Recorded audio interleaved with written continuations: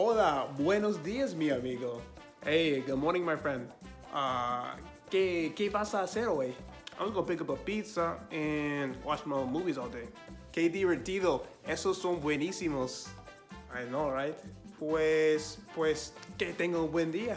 Thanks, man, you were too kind. Has this situation ever happened to you? You've been studying for a while and you're super hyped about having a conversation with a native Spanish speaker, but then they end up speaking to you only in English and you're just speaking Spanish. This has happened to me many times during my Spanish learning journey and even in my most recent conversations with Spanish speakers. Bienvenidos a todos a mi canal Spanish Blueprints. My name is Joshua, and in this video, I'm gonna be sharing with you some reasons why these types of situations may occur when a Spanish speaker is only responding to you in English when you are speaking Spanish to them. So you as a Spanish learner knows exactly how to handle these types of conversations. Now, if this has ever happened to you, please share your story below in the comment section. One reason why this may happen is because you have a lot of fear when it comes to having a conversation in Spanish with a native speaker. A good example for this would be when I first started to volunteer at an organization that was predominantly Latino and Spanish speaking. And then when I started a conversation with them, I would always go back and forth between English and Spanish every single time that I got really nervous. And I know that this was like a huge factor in why they're responding to me in English. Because initially when I first started, I wasn't speaking Spanish at all, basically. I was mostly speaking English. So then as I got more comfortable, I started to speak a little bit more, but I was still doing that flipping back and forth between English and Spanish. And I know I didn't sound confident whatsoever when I was speaking Spanish. And I know that I also sounded very nervous. And this happened with the other volunteers as well. If I spoke in English, then they would speak English. But when I started to speak Spanish consistently, that is when they actually started to speak more Spanish with me as well. Sometimes I was so fearful of speaking Spanish that I would actually lower my voice so they wouldn't hear what I said. Because if they can't hear what I just said, then that conversation in Spanish is probably not really gonna go anywhere. Another reason could be the culture of the country that you're living in. For example, right now, I am living in the United States, and the majority of the people here speak English. You can expect a lot of Latinos that have lived here for a few generations or have just migrated here, so they'll speak Spanish and English. So one good example of this is this one woman that I met at the gym, and she's from Mexico. And then she told me something very interesting. She said that she doesn't normally speak Spanish. And then I asked her why, and she said just because there's not many people at her job that speak Spanish or people in her day-to-day life that are speaking Spanish. And even to the point with her brother, who's also Mexican and he speaks Spanish, they don't usually speak Spanish together.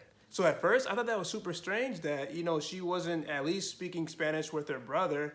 But then I really just had to realize, the type of culture that we're living in. You can even think of the same situation if someone grows up speaking both languages, English and Spanish. When they're out in the community, when they're away from their home, they're always speaking English. So that could just be something that's just a natural response. Well, if me as a Spanish learner comes around and tries to start a conversation with this person, it doesn't mean that it's going to automatically start speaking Spanish just because, that's my passion to do it. On the other hand, you could be talking to a Latino that actually doesn't even know how to speak Spanish because maybe their parents didn't teach them Spanish, but only English. And that's something that also happens here too. I heard this story from many different Latinos that I have met. Now, I also have an experience with a Spanish speaker. Up to this day, I have no idea why he speaks to me in English and also Spanish. So about a year ago, I met this man from Mexico, and he works at the building where I go to the gym at. Just about every single day, we have conversations in Spanish. But the thing is, he speaks to me about 30% in English and then 70% in Spanish. So at first it actually made me a little bit frustrated because I was trying to speak Spanish 100% of the time. But the way that he communicates with me and has always communicated with me is with a little bit of English sprinkled in with the Spanish. It has never been 100% conversation in Spanish. And this has been going on for a year long and I still don't know why. But the thing is, I had not asked him, and I don't really feel the need to ask him, oh, why are you speaking in English a little bit and not Spanish the whole time? So for me, it hasn't really been necessary to do that. But it's also been very interesting as well because he's also been living here in the United States for about 15 years. But before that, he's lived most of his life in Mexico where he was born. So this could be one of those times where he is just more accustomed to the culture here and trying to speak English, especially because most of the clients who are coming into this building are also English speaking as well.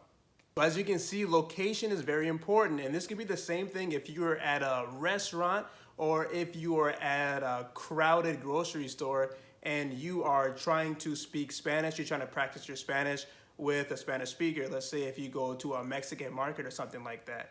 So as you can see in this situation, the location and the cultural aspect can be a big reason why a Spanish speaker might speak to you in English. Now, here are a few reasons why a Spanish speaker might respond to you in English instead of Spanish when you are trying to practice your Spanish with them. So my biggest piece of advice for you in these types of awkward situations is that you don't assume what is going on and assuming what that Spanish speaker is thinking. Because when I assume as a Spanish learner, I can feel really bad about myself because a Spanish speaker isn't responding in the way that I want them to. And then you just get really nervous, and then you have all these thoughts going in your head as well. And the same thing where I work out at and I have those conversations there, I was thinking way too much about what was going on through their head. Oh, why aren't you speaking Spanish with me? Like, what did I do wrong?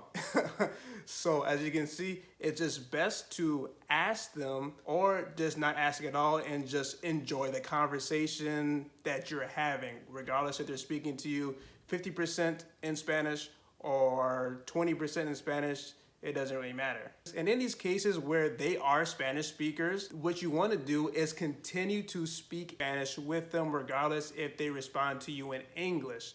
So then you're going to feel more comfortable speaking Spanish. You're not going to internalize those negative thoughts and those negative opinions, but you can still continue with that conversation, regardless if they're speaking to you in English only. Sometimes it could take a few encounters for someone to get comfortable with you as well and to be able to speak to you in Spanish for whatever the reason is, which is why I say don't assume.